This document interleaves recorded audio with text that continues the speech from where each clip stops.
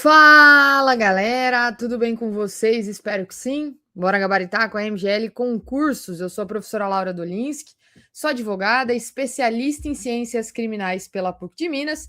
E no vídeo de hoje trago para vocês mais uma revisão final, mais uma das nossas revisões de véspera, dessa vez focada na prova da GCM de Lençóis Paulista, que irá acontecer neste final de semana. Como sempre, o nosso compromisso com vocês de disponibilizar material gratuito de qualidade. Estamos aí, como de praxe, né, como de costume, com a nossa revisão final para a GCM de Lençóis Paulista. Mas antes, se você é novo por aqui, eu quero te convidar. Não se esqueça de se inscrever no canal e deixar o like no vídeo. Assim você fica por dentro de tudo que acontece nos concursos da GCM de todo o Brasil. Aqui no nosso canal você vai encontrar análise de edital, aulas de questões, revisões de véspera, como essa que você está assistindo. E ainda que você não vá fazer essa prova, né, é uma excelente oportunidade para que você possa testar os seus conhecimentos e revisar aí os principais tópicos de conhecimentos específicos. Antes de iniciarmos, né, aqueles avisos, aquela introdução, né, sempre tão importante. Eu sei que para os alunos que já nos acompanham, às vezes vai ficar muito repetitivo, mas às vezes é a primeira vez que você está assistindo uma revisão final aqui no nosso canal, então algumas orientações. Primeiro, o objetivo aqui, galera, é revisar os principais tópicos do edital do conteúdo programático para esse concurso da GCM de Lençóis Paulista. Nós trabalharemos aqui apenas conhecimentos específicos, então nós não vamos revisar os outros conteúdos que vão cair na prova, língua portuguesa, matemática, raciocínio lógico, informática. Nosso foco será somente conhecimentos específicos. E como que nós vamos fazer essa revisão? Através de questões. Então, eu selecionei questões da banca ou de bancas similares. Se não me falha a memória, 99% das questões aqui é da banca organizadora desse concurso, que é a Avança São Paulo, de fato, para a gente simular aí quais seriam os conhecimentos exigidos pela banca. É óbvio que a gente não tem como saber, dentro do conteúdo programático, quais são os tópicos que a banca vai cobrar, mas a gente sempre faz uma seleção aqui, olhando as provas anteriores e vendo ali mais ou menos o que seria um padrão da banca, para que o aluno possa revisar esses assuntos que têm mais chance de cair. Da mesma forma que eu tenho dificuldade de selecionar 20 questões dentre os tópicos disponibilizados pela banca, o teu examinador vai ter essa mesma dificuldade. Então, eventualmente, pode ser que teve uma ou outra lei que a gente não teve questão aqui, mas talvez tenha uma outra lei que também não vai cair na prova. Então, é um equilíbrio. Eu sempre sugiro para os alunos, viu que ficou algum tema fora do edital, que a gente não colocou questão na revisão, vá lá, resolva 4, 5 questões na véspera para você relembrar esse tema. Maravilha? Como a gente vai fazer por questões, então a gente vai fazer um batidão. Eu vou ler as questões, eu vou ler a questão com as alternativas e já vou partir para a resolução. Se você, caro aluno que estiver acompanhando, achar viável, vá pausando a revisão, vá com o seu material do lado ali anotando, de repente relendo alguns artigos para ficar mais dinâmico. Aqui, para aproveitar o tempo, a gente faz numa toada só. Maravilha? Vamos lá, então, vamos começar com as orientações gerais, né? Então, as provas vão acontecer neste domingo, dia 24 de maio. Nós temos uma duração aí de 3 horas de prova, e uma prova com 40 questões e 5 alternativas cada, ok? 3 horas, 40 questões, 5 alternativas. Eu fiz um levantamento no site da banca e nós tivemos aí 1.135 inscritos para esse concurso. Lembrando sempre, galera, véspera de prova, dá uma relida no edital, confirma as informações. Se você ainda não confirmou, não verificou teu local de prova, confirme seu local de prova, tá? Dê aquela lida em relação às orientações da banca para a prova objetiva, para você não ser eliminado por bobeira.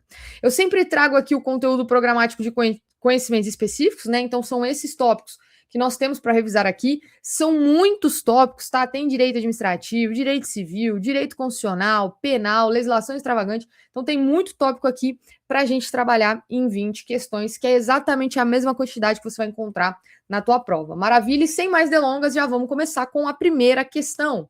Analise os itens a seguir de acordo com os atributos do poder de polícia. Então, primeiro, a discricionariedade é a faculdade de administração decidir e executar diretamente sua decisão por seus próprios meios, sem intervenção do poder judiciário. 2. Coercitividade. Os atos de polícia se impõem de forma obrigatória aos administrados, independentemente da sua concordância, podendo o Estado, inclusive, valer-se da força para garantir o cumprimento do ato. Alternativa A asserção 1 é uma proposição falsa e a 2 é uma proposição verdadeira. B, as asserções 1 e 2 são proposições verdadeiras e a 2 é um complemento da 1. C, a asserção 1 é uma proposição verdadeira e a 2 é uma proposição falsa. D, as asserções 1 e 2 são proposições falsas. E, por fim, a letra E, as asserções 1 e 2 são proposições verdadeiras, mas a 2 não é um complemento da 1. Galera, então já na primeira questão, a gente trabalhando com poder de polícia, dentro aí do tópico de poderes administrativos do direito administrativo. Questão excelente para a gente revisar 2 atributos do poder de polícia. O poder de polícia é campeão, tá? Dentre os assuntos cobrados nas provas de guarda civil municipal. As bancas gostam bastante, além dos outros poderes, de cobrar poder de polícia. Dito isso, gabarito aqui, letra A. A asserção 1 é falsa e a 2 é verdadeira. Quando eu defino como a faculdade de administração decidir executar diretamente sua decisão por seus próprios meios, sem intervenção do Poder Judiciário, esse atributo não é o da discricionariedade, é o da autoexecutoriedade. Vamos lá, ó. Executoriedade. Isso significa que dentro das normas e das regras, um dos atributos da administração é justamente decidir e executar diretamente sua decisão sem intervenção do Poder Judiciário. Olha só que interessante, um exemplo bobo para a gente entender isso. Quando a gente tem uma blitz e eu tenho ali uma fiscalização de trânsito, perceba que se acontecer, se tiver alguma coisa irregular com o teu veículo, o agente fiscalizador, que pode ser o guarda municipal ou agente de trânsito, né? O agente fiscalizador, ele tem o poder suficiente de executar aquilo e falar, por exemplo, assim, ó, teu carro tá retido aqui. Você não vai sair, seu veículo tá irregular, ele não pode transitar, o carro vai ficar aqui, a gente vai chamar um guincho, não sei, o carro vai ficar aqui. Perceba que dentro dessa limitação, dessa faculdade, a administração pública tem autoexecutoriedade. Ela mesmo já executa a sua decisão pelos seus próprios meios. Imagina que difícil que seria se em cada fiscalização de trânsito, todas as irregularidades que o agente fiscalizador constatasse, ele precisasse mandar para o Poder Judiciário dar uma decisão falando, não, de fato pode apreender esses veículos, ia tirar toda a celeridade da coisa. Não, a fiscalização de trânsito é assim, você tá errado, você não tá com a carteira, tua carteira tá vencida, a gente já pega o veículo, já retira, já chama um guincho, já vai pro pátio e já tá tudo lindo.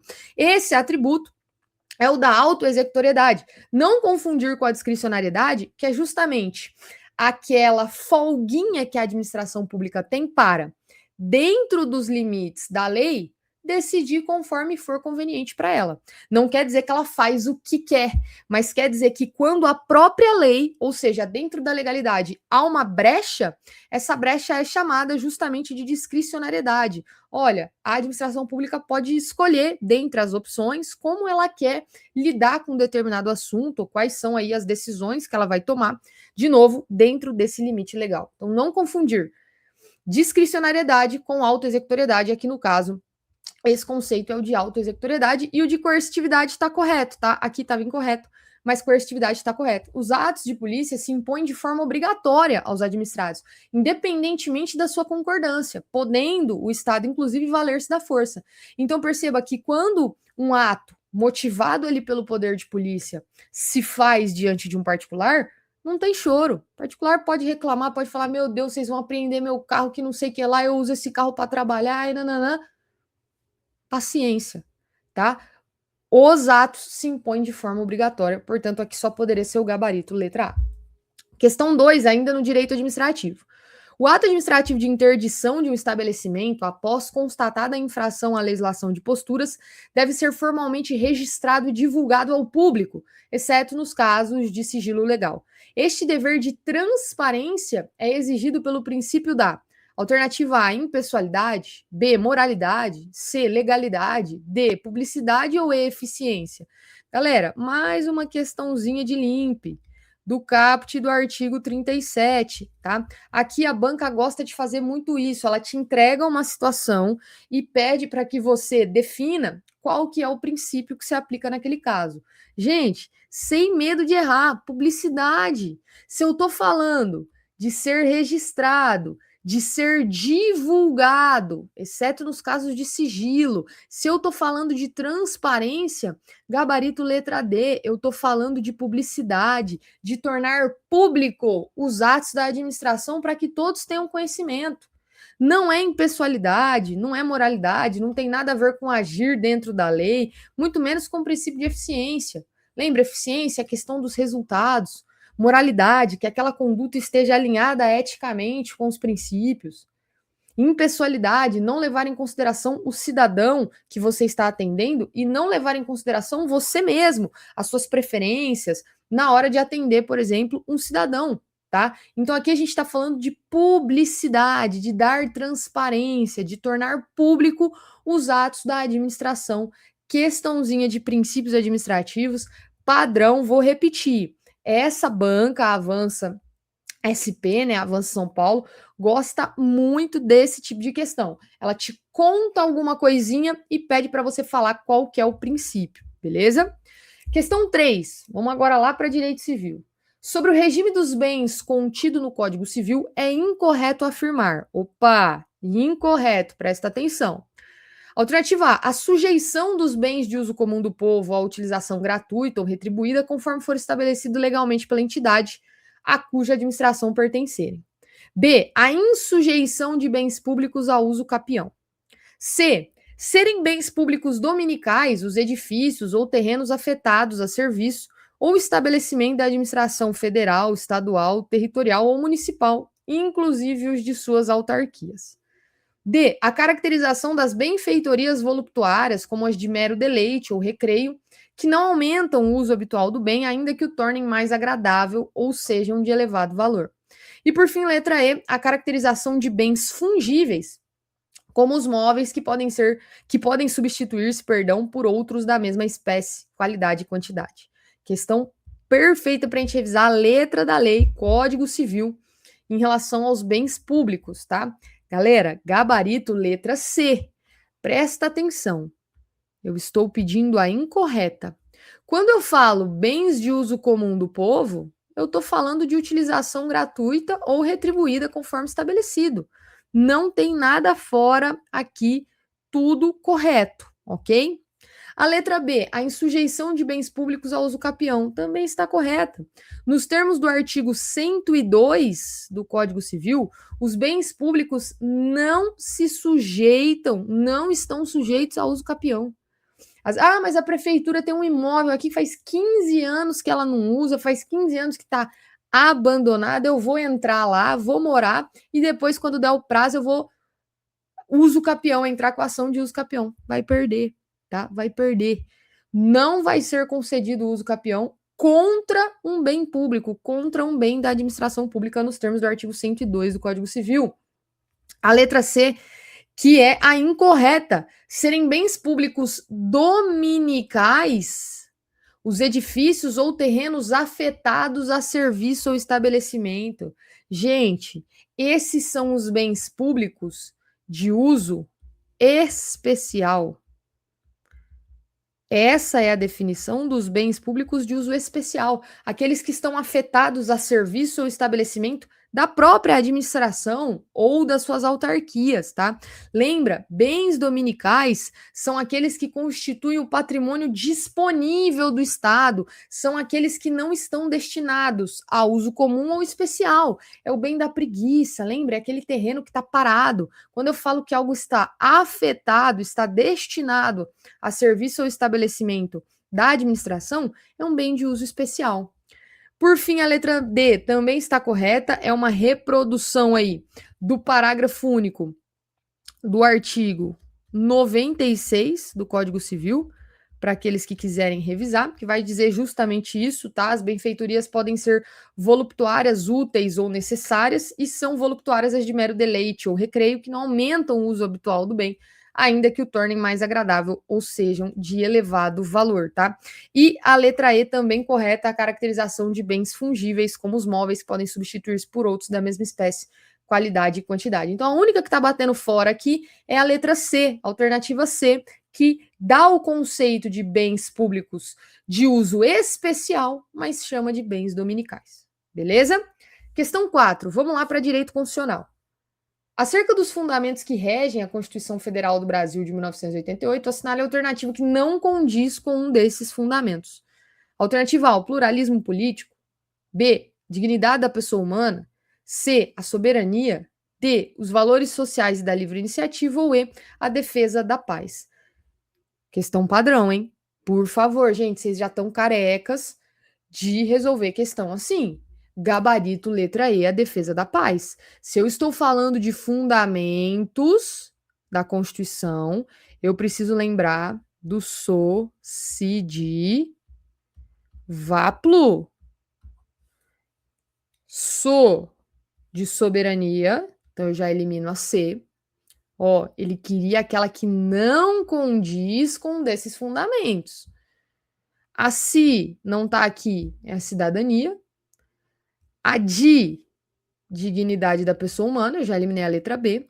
Vá, de valores sociais da livre iniciativa. E plu, de pluralismo político. Soci de vaplu, eu eliminei a alternativa A, B, C e D e me sobrou só a defesa da paz, que vocês encontram na Constituição, mas não como um fundamento. Beleza? Questão 5.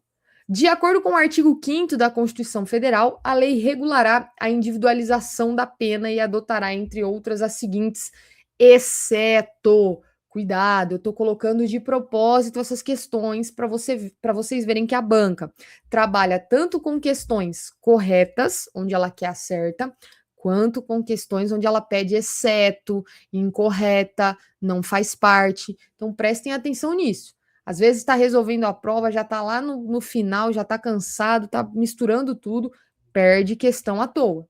Então vamos lá. A lei regulará a individualização da pena e adotará, entre outras, as seguintes exceto. Alternativa A, privação ou restrição da liberdade. B, perda de bens. C, multa. D, prestação social obrigatória. Ou E, suspensão ou interdição de direitos.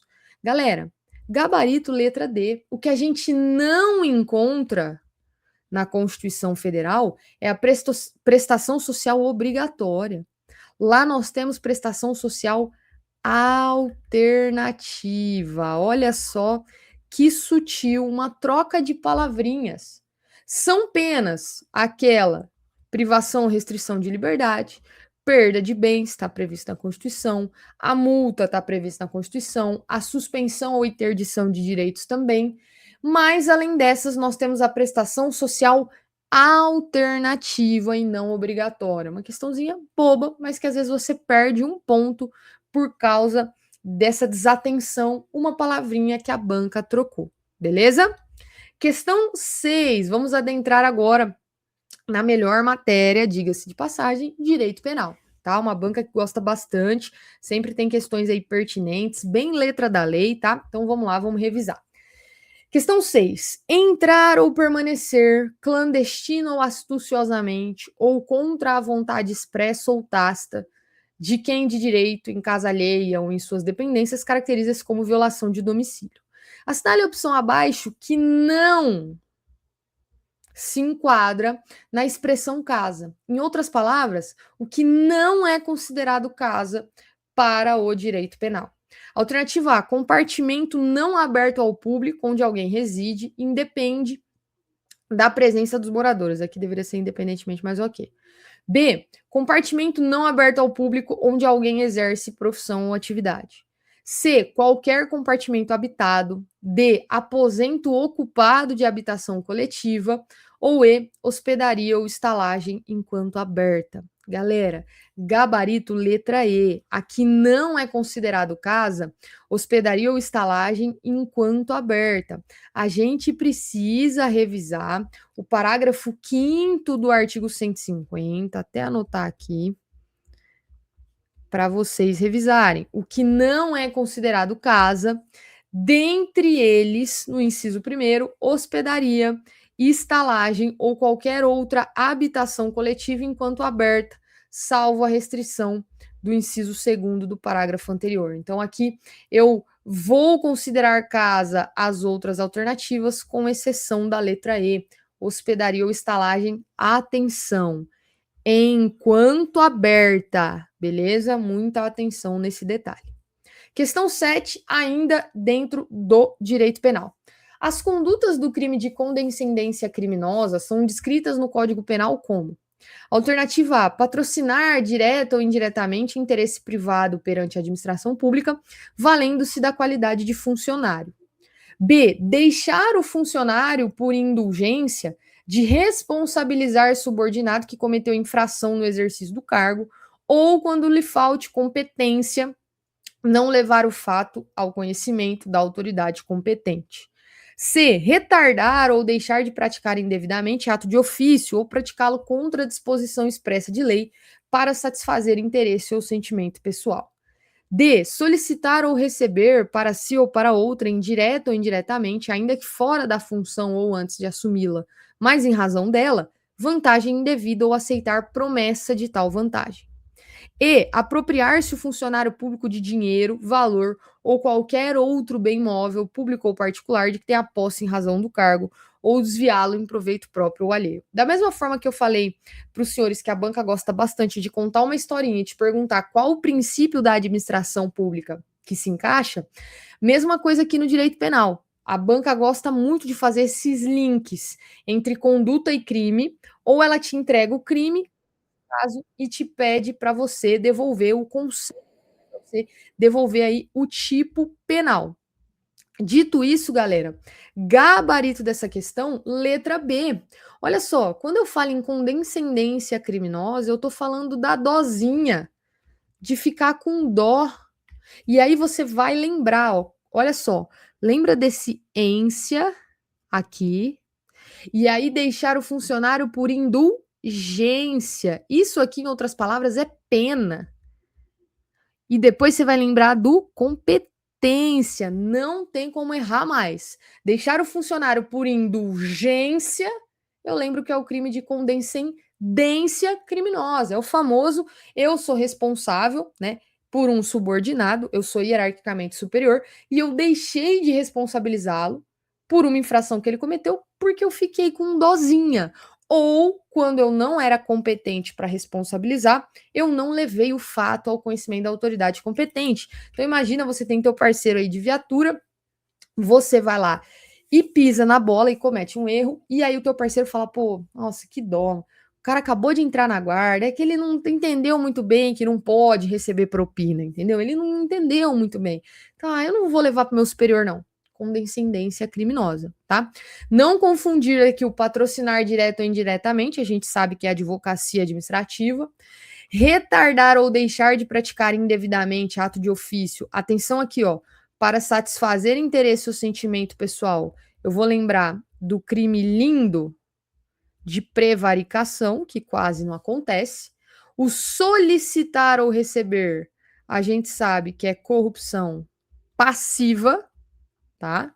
2 verbos, solicitar e receber. E por fim, o apropriar-se, que a gente tem ali o comecinho, artigo 312 do Código Penal, crime de peculato, beleza? Então, nesse caso, condescendência criminosa, gabarito letra B.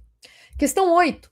Opor-se à execução de ato legal mediante violência ou ameaça a funcionário competente para executá-lo ou quem lhe esteja prestando auxílio, configura o crime de alternativa E. Alternativa A, resistência. B, desobediência. C, usurpação de função pública. D, desacato. Ou E, tráfico de influência. Galera, coloquei essa questão proposital para a gente revisar 2 crimes que o pessoal confunde bastante, que é o crime de resistência e o crime de desobediência. Gabarito, letra A. Essa definição, opor-se à execução de ato legal mediante violência ou ameaça a funcionário competente, os senhores vão encontrar no Código Penal, no artigo 329, tá? Aqui do crime de resistência. Não confundir com o crime de desobediência do 330, que usa o verbo desobedecer. Ok? Então, desobedecer parece óbvio, mas o óbvio precisa ser dito. É o crime de desobediência, 330. Opor-se à execução de ato legal, não vou fazer, me recuso, é o crime de resistência, tá? Os outros a gente eliminaria aqui, de novo, com base no artigo 329 do Código Penal. Beleza? Vamos lá, questão 9, voltando agora para Código Civil, falar de capacidade. De acordo com o Código Civil, a menoridade cessa, alternativa A, aos 12 anos completos, quando a pessoa passa a exercer atos da vida civil assistida. B, apenas aos 21 anos completos, caso o indivíduo tenha concluído o ensino superior. C, aos 15 anos completos, desde que possua atividade remunerada. D, aos 18 anos completos, quando a pessoa fica habilitada à prática de todos os atos da vida civil. E E, 15 anos completos, caso o indivíduo tenha concluído o ensino superior. Questãozinha que parece boba, galera, mas, de novo, um tema que a banca gosta bastante, essa questão de capacidade, beleza? Gabarito, letra D. A menoridade cessa aos 18 anos. A gente até brinca, né? O famoso 18, aí que toda pessoa tem que fazer essa piada. Quando alguém que você conhece está fazendo 18 anos, o que você fala? Cuidado, hein? Agora você já pode ser preso. Além de poder ser preso, né? Obviamente, você passa a ser imputável nos termos do Código Penal, você passa a responder pelos seus atos criminalmente, você também fica habilitado à prática de todos os atos da vida civil. Você pode ir lá e comprar um carro, uma casa, casar, tranquilo, tá? Pelo amor de Deus, gente, 12 anos completos, né? A menoridade cessa aos 12 anos. Com 12 anos já pode casar, já pode comprar uma casa? Não. 21 anos, caso o indivíduo tenha concluído o ensino superior, não há esse requisito. Você só vai adquirir maioridade se você concluir o ensino superior. Então, quem tem só ensino médio ou quem não tem aí estudo nunca vai atingir a maioridade. Claro que não. 15 anos completos, desde que possua atividade remunerada, também não é, galera, um requisito para a maioridade. Ah, começou a trabalhar, então já pode fazer tudo. Não. Aos 15 anos, você pode ter ali um jovem aprendiz, você pode ter um estagiário, e não necessariamente ele atingiu a maioridade, ok? Mesma coisa aqui que vai falar de 15 anos e vai colocar ali como condição o ensino superior. Esquece isso, tá? Gabarito, letra D. Questão 10. Conforme o Código de Trânsito Brasileiro, antes de colocar o veículo em circulação nas vias públicas, o condutor deverá verificar a existência e as boas condições de funcionamento dos equipamentos de uso obrigatório, bem como assegurar-se da existência de, alternativa A, manuais de instrução do fabricante, B, comprovante de revisão em concessionária, C, combustível suficiente para chegar ao local de destino, D, kit de primeiros socorros completo, e autorização especial de circulação urbana. Então, você entrou no carro. Antes de dar partida, o que você tem que verificar? Depois de dar partida, no caso, né? Galera, gabarito letra C. Você tem que verificar, meu chapa, se você tem combustível suficiente para chegar ao local do destino. Pode parecer besta essa questão, mas não só eu já vi ela repetida nessa banca, como eu já vi também ela repetida em uma outra prova de Guarda Civil Municipal, que eu não vou me lembrar agora qual a banca. Essa exata questão, cuja resposta era combustível suficiente para chegar ao local destino. Não é manual de instrução do fabricante. Eu desafio aqui quem tem o manual de instrução do carro dentro do carro. Pode deixa aqui nos comentários. Ah, Laura, eu tenho, tá no meu porta-luva. Cara, não é possível, duvido. B, comprovante de revisão. Olha que específico, em concessionária. Então só pode circular por aí carro que foi na concessionária. Se for assim, mais da metade dos carros não vão circular. Né? A galera sabe, é questão de valores, concessionária é paulada. Kit de primeiros socorros completo, eu tenho certeza que muitos alunos poderiam se confundir e ir nessa letra D. Mas, galera, não é obrigatório o kit de primeiros socorros, tá? Por quê? Porque você sabe operar, digamos assim, você sabe os princípios, noções básicas de primeiros socorros, às vezes você não sabe. Não sabe o básico. Aquelas manobras de desengasgo, RCP, às vezes você não sabe o básico. E aí você vai ter um kit de primeiros socorros para quê? Se você sabe, ótimo, eu sugiro que vocês tenham, mas não é a letra da lei do Código de Trânsito Brasileiro, muito menos autorização especial de circulação urbana, isso não existe, beleza? 11, questão 11, vamos lá, leia. Artigo 172 do Código de Trânsito Brasileiro. Atirar do veículo ou abandonar na via objetos ou substâncias. A infração pelo Código de Trânsito Brasileiro, CTB, descrita acima, é classificada como: alternativa A, leve, B, média. C, grave. D, gravíssima. Ou E, não é considerada infração. Galera, 2 motivos para eu colocar essa questão. Primeiro, para vocês revisarem as infrações do CTB, tá? Então, vai dar uma lida nisso, se você ainda não revisou. Perde aí uns 15, 20 minutos lendo as principais infrações, eu garanto que vai ser bom para você. E segundo, para vocês perceberem como que a banca, às vezes, por lógica, ela já te ajuda. A infração pelo Código de Trânsito Brasileiro descrita acima é classificada como letra E, não é considerada infração. Vamos supor que você não sabe. Você vai chutar. Você nunca leu esse artigo 172. Meu amigo, já elimina E, que fala que não é considerada infração. A questão tá chamando de infração. Vai chutar? É melhor a chance de 1 em 4 do que de 1 em 5, beleza? Dito isso, gabarito letra C. Essa é uma infração grave, ok? Aqui não tem segredo, não vou tomar tempo dos senhores. Letra de lei. Artigo 172 do CTB é uma infração grave você atirar do veículo ou abandonar na via objetos ou substâncias. A gente quase nunca vê isso, né? Quase nunca vê isso. Bora lá para a questão 12. Finalizamos aí Código de Trânsito Brasileiro. Vamos avançando agora em Estatuto Geral das Guardas Municipais. De acordo com os termos da Lei nº 13.022 de 2014, que corresponde ao Estatuto Geral das Guardas Municipais, assinale a alternativa correta. Letra A. O comando da Guarda Municipal é necessariamente atribuído conforme o critério de antiguidade na carreira. B. Não é admitido que os municípios limítrofes, mediante consórcio público ou por qualquer outro meio, utilizem-se reciprocamente dos serviços da Guarda Municipal de maneira compartilhada. C. É vedado ao município criar a sua Guarda Municipal, sendo competência exclusiva do Estado respectivo. D. A Guarda Municipal é subordinada ao chefe do Poder Executivo Municipal. E letra E. O Estatuto Geral das Guardas Municipais não possui disposições expressas acerca da criação da Guarda. De novo, uma questão da banca, de concurso de guarda, que já está te entregando uma alternativa para você eliminar. Galera, gabarito letra D. Primeiro que aqui a gente elimina E, né? Que fala que o estatuto não possui disposições acerca da criação da guarda. Ah, tá. O Estatuto Geral das Guardas não fala nada sobre a criação das guardas. Já vamos eliminar. Alternativa A totalmente fora. O comando da guarda é necessariamente atribuído conforme critério de antiguidade na carreira, não tem nada a ver, tá? A letra B, que fala que não é admitido a questão do consórcio público, sendo que é sim admitido que municípios limítrofes compartilhem, né, utilizem reciprocamente dos seus serviços de maneira compartilhada. C, é vedado ao município criar sua guarda, sendo competência exclusiva do Estado. Pelo amor de Deus, gente, criação da guarda é uma competência do município. E aí a nossa alternativa correta, a letra D, a guarda municipal é subordinada ao chefe do Poder Executivo, que é o nosso querido prefeito. Tem gente que ainda não entende essa linha de raciocínio. O prefeito é o chefe principal da guarda municipal. Ok? É o chefe principal. Temos um comandante, temos um subcomandante, temos...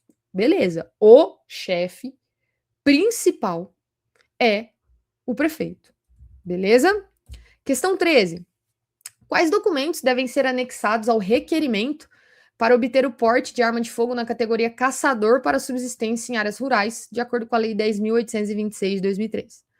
Alternativa A, documento de identificação pessoal, comprovante de residência urbana e atestado médico. B, documento de identificação pessoal, comprovante de residência em área urbana e atestado de capacidade mental. C, documento de identificação pessoal, comprovante de residência em área rural e atestado de bons antecedentes. D, documento de identificação pessoal, comprovante de residência em área rural e atestado de aptidão física. E E, documento de identificação pessoal, comprovante de residência em área rural e atestado de filiação a uma organização de caçadores. Galera, comecinho do Estatuto do Desarmamento, tá? Artigo 6º, parágrafo 5º, que vai falar do caçador para subsistência, tá? Gabarito, letra C. Os documentos que devem ser anexados é o documento de identificação pessoal, comprovante de residência em área rural e atestado de bons antecedentes. Letra da lei, lembra? Aos residentes em áreas rurais, maiores de 25 anos, que comprovem depender do emprego de arma de fogo para prover sua subsistência alimentar, será concedido pela Polícia Federal o porte de arma de fogo na categoria caçador para subsistência, toda aquela coisa linda que os senhores já sabem do caput do artigo 6º. No parágrafo 5º, a gente tem os documentos, identificação pessoal, comprovante de residência em área rural e atestado de bons antecedentes. Beleza? Questão 14. Abuso de autoridade. Questão padrão também da banca. Olha só. Considerando as disposições da Lei nº 13.869 de 2019, assinale a alternativa correta. A. Pode ser efeito da condenação à perda do cargo, do mandato ou da função pública se for caso de reincidência em crime de abuso de autoridade. B. A condenação do indivíduo que cometeu o crime não terá nenhum outro efeito que exceda a privação de sua liberdade.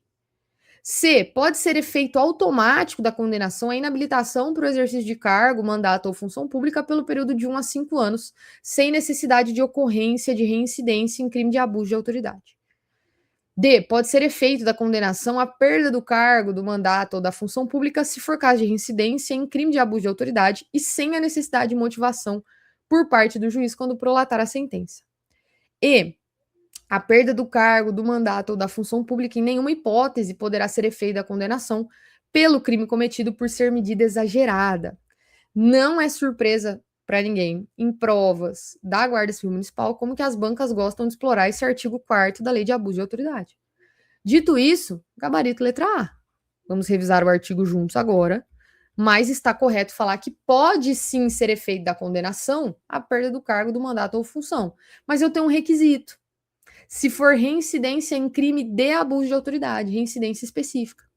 A letra B, que fala que a condenação do indivíduo que cometeu o crime não terá nenhum outro efeito que exceda a privação de sua liberdade, já está errado. Porque o artigo 4º traz como efeitos da condenação tornar certa a obrigação de indenizar o dano, a inabilitação para o exercício de cargo, mandato ou função pelo período de 1 a 5 anos e a perda do cargo, do mandato ou da função. Então, falar que a única medida será a privação de sua liberdade está errado. Da mesma forma que tá errado, falar que vai ser efeito automático da condenação. Lembra que a inabilitação para o exercício de cargo, mandato ou função, que é o inciso 2º, especificamente no parágrafo único, fala, olha, os efeitos previstos nos incisos 2º e 3º são condicionados à ocorrência de reincidência em crime de abuso de autoridade e não são automáticos. Ok? Da mesma forma que a letra D, ela erra no finalzinho. Pode ser efeito da condenação à perda do cargo, mandato ou função? Sim.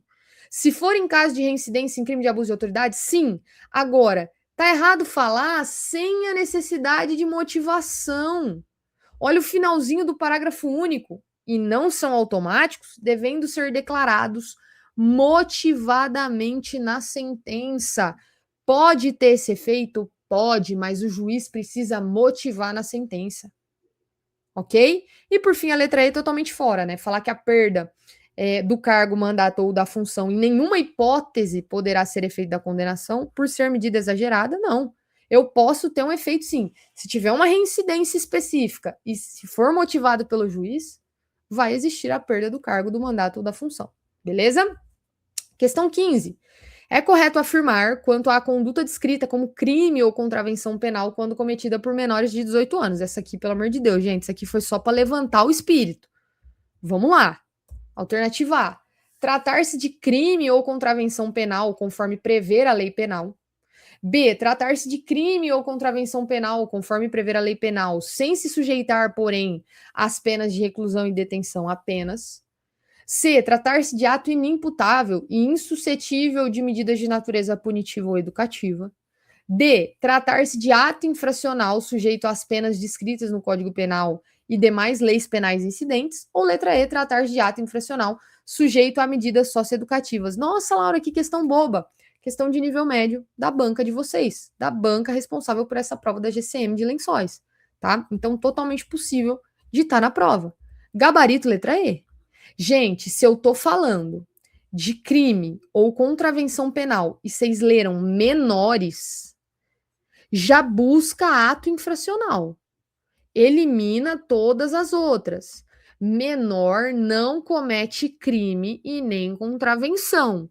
Menor comete ato infracional. Ok?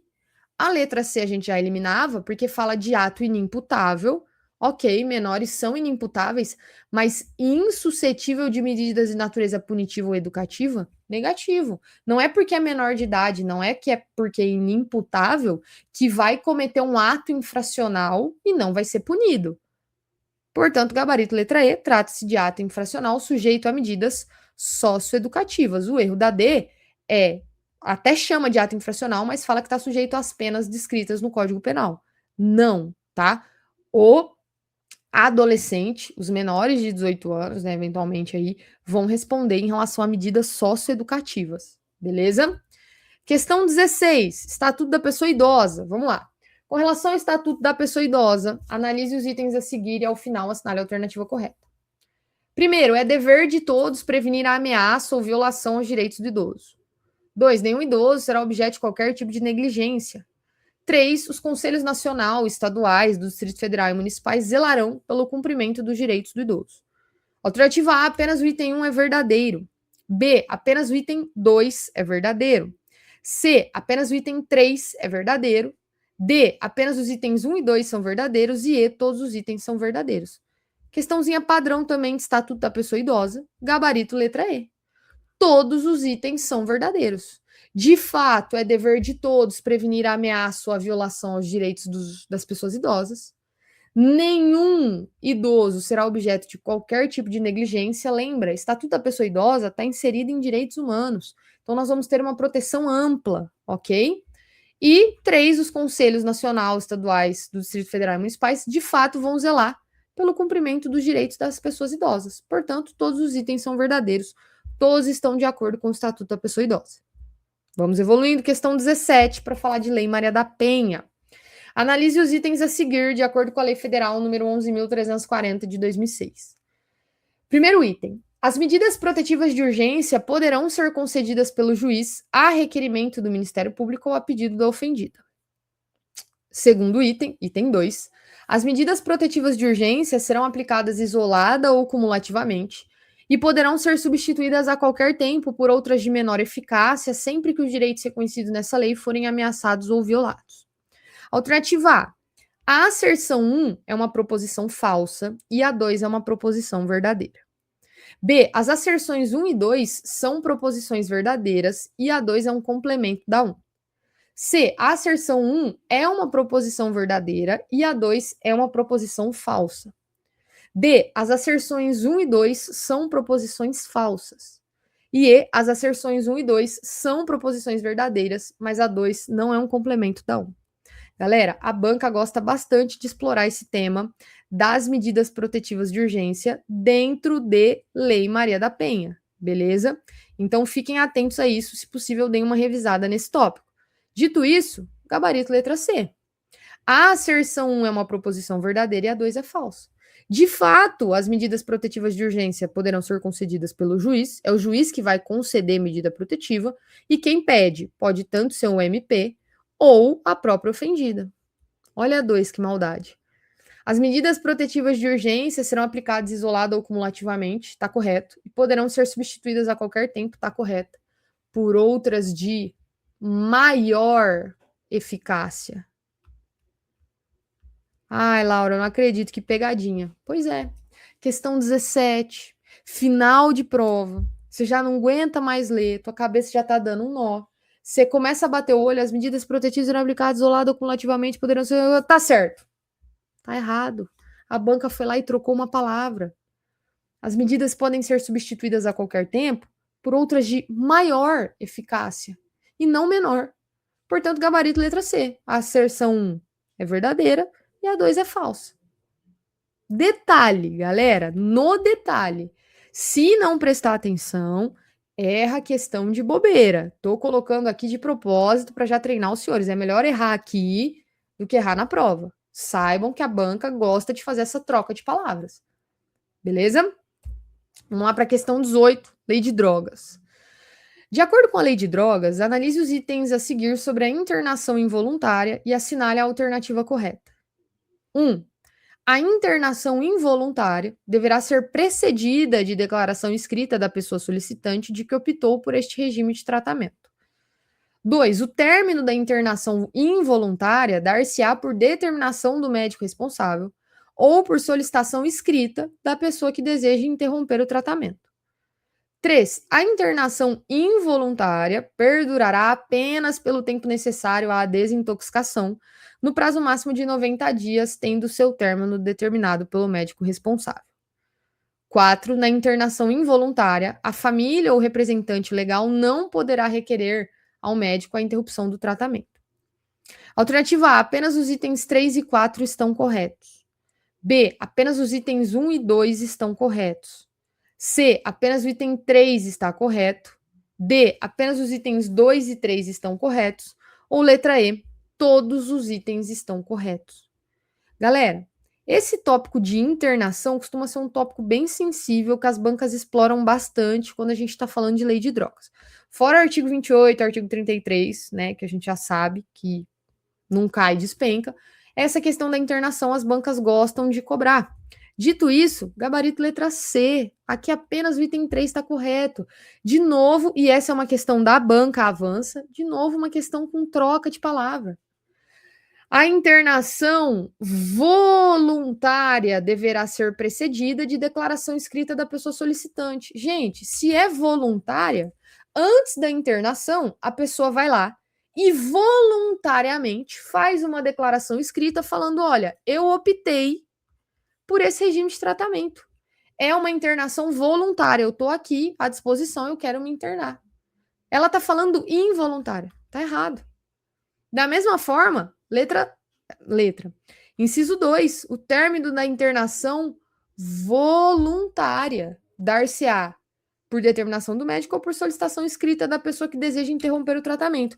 Da mesma forma que na internação voluntária, a pessoa vai lá e declara: quero me internar, ela vai lá e declara: quero sair, quero interromper o tratamento, não quero continuar. Nossa, Laura, mas aí a gente vai entrar num debate que a pessoa que é viciada em drogas não tem condições de escolher se ela vai ou não. Por isso que a gente tem a internação involuntária. Mas dentro da voluntária as regras são essas. Então a 1 e a 2 já estão incorretas. Eu já eliminava a B, eu já eliminava a D e a E. Eu ficava ali entre A e C. Eu sei que a 3 já está certo, vamos ver a 4. A internação involuntária perdurará apenas pelo tempo necessário à desintoxicação, beleza, no prazo máximo de 90 dias, é isso mesmo, tendo seu término determinado pelo médico responsável. Gabaritou. Perfeito.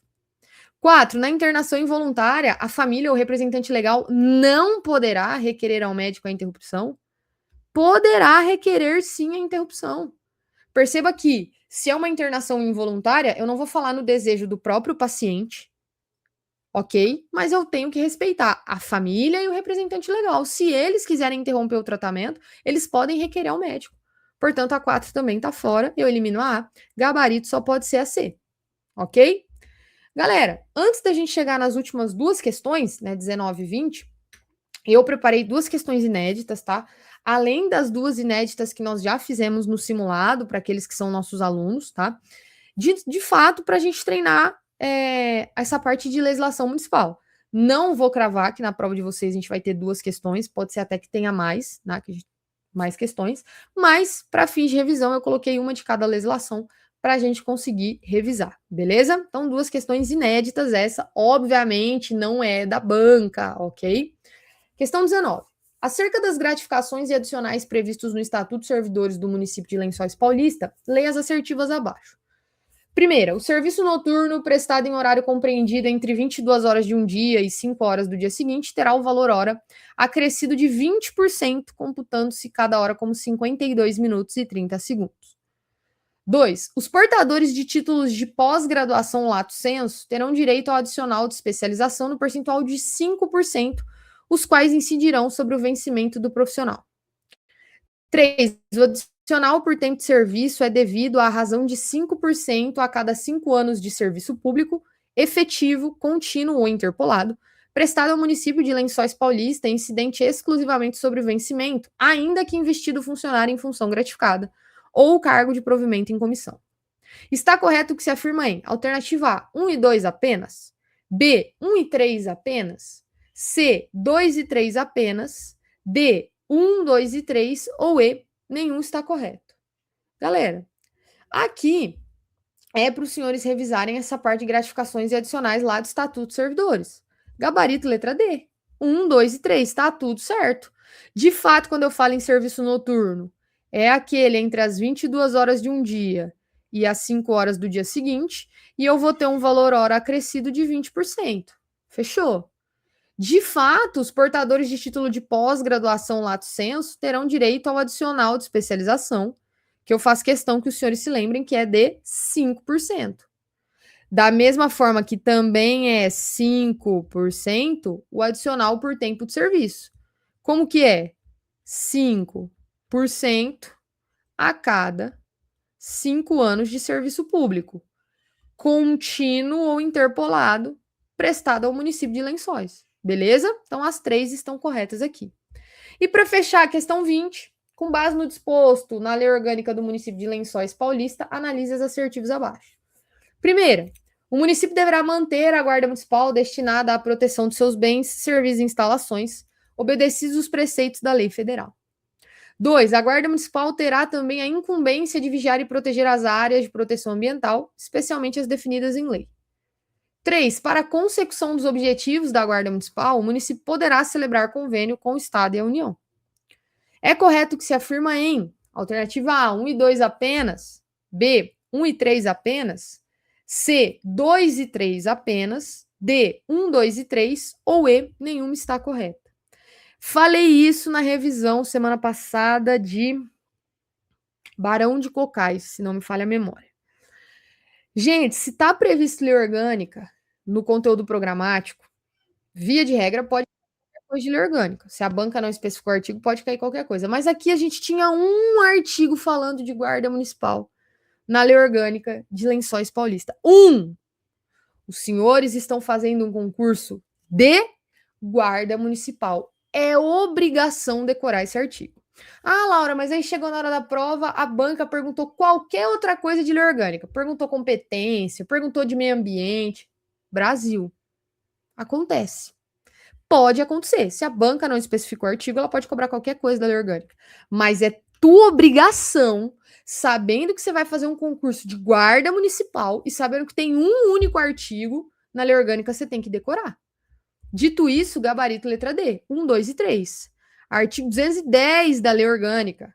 O município deverá manter a guarda destinada à proteção de seus bens, serviços e instalações, obedecidos os preceitos da lei federal. Laura, que lei federal?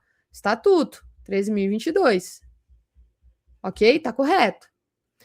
A Guarda Municipal terá a incumbência de vigiar e proteger as áreas de proteção ambiental? Sim, previsto na lei orgânica. Da mesma forma, para a consecução, para alcançar os seus objetivos, o município poderá celebrar convênio com o Estado e a União. Ah, mas a criação da guarda não é do município? Sim, a guarda é uma responsabilidade do município, mas isso não significa que para que ela atinja seus objetivos, ela não pode, ela está proibida de celebrar convênio com o Estado, por exemplo, ou até com a União.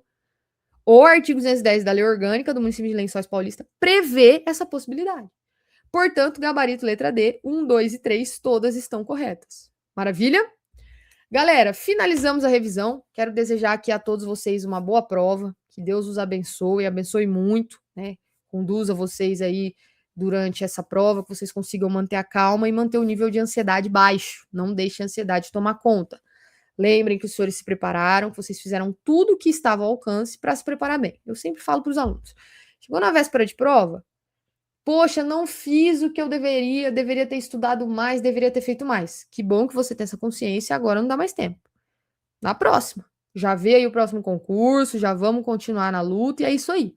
Chegou na véspera, pô, tô ansioso, mas eu fiz tudo que dava para fazer, assisti as aulas do curso, eu estudei, me dediquei. Você fez tudo que dava para fazer. Brasil. Beleza? Fiquem com Deus, que Deus abençoe e não se esqueçam. Saíram da prova, se vocês conseguirem sair com um caderno de questões, manda foto pra gente da prova, pra gente já buscar aí uma correção, ver se tem alguma questão passível de recurso e dar um feedback, obviamente. Beleza? Deus abençoe a todos. Até a próxima. Fiquem com Deus. Tchau, tchau.